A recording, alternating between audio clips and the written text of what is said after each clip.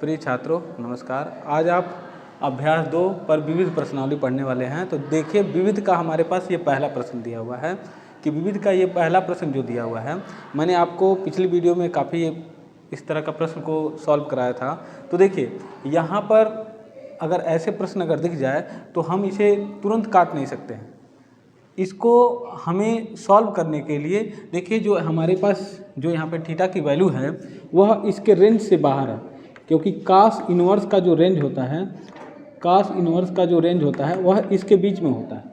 लेकिन जो हमारे पास ये प्रश्न है उसका रेंज इससे बाहर है। तो हम क्या करते हैं, इसको इसके रेंज में लाकर फिर इसको हल करेंगे हम। तो देखिए ध्यान से समझिए, यहाँ पर हमारे पास क्या करना है।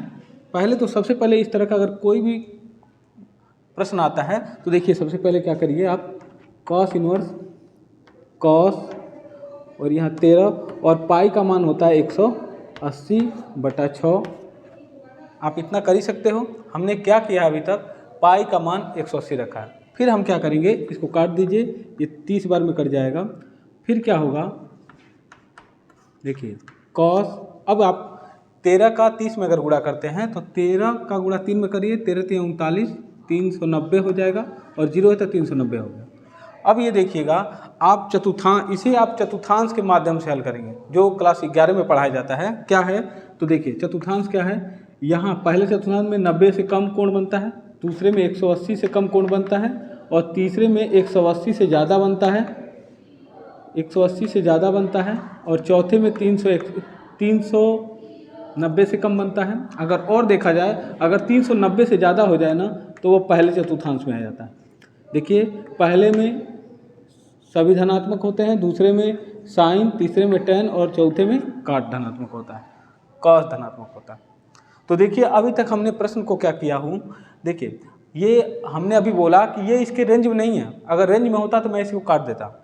कास का रेंज क्या होता है, तो कास का रेंज होता है 0 से पाई के बीच में। अगर होता, अगर ये हमारा जो आंसर होता है इसके बीच में होता तो मैं इसको तुरंत काट देता और आंसर लिख देता। लेकिन इसके रेंज से बाहर है, तो देखिए हम इसको रेंज में लाने के लिए क्या प्रोसेस कर रहे हैं।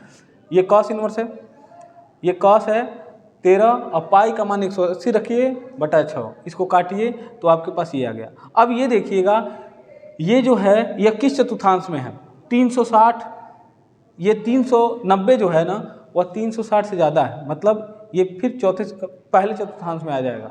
मतलब ये देखिएगा 360 से अगर कम रहता है तो चौथे में रहेगा और 360 से अगर ज़्यादा है तो पहले चतुर्थांश में चला जाएगा। तो देखिए यहाँ पर क्या करेंगे हम, देखिए हम क्या करते हैं, कॉस और यहाँ लिख देंगे 360 से कितना ज़्यादा है, ये 30 ज़्यादा है। अब ये देखिए ये आपका पहले चतुर्थांश में आ गया।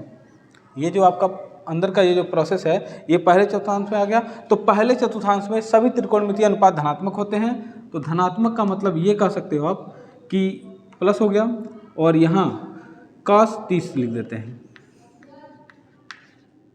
cos 30 लिख देते हैं। क्यों, क्योंकि ये फार्मूला होता है cos 360 plus theta equal to होता है cos थीटा होता है।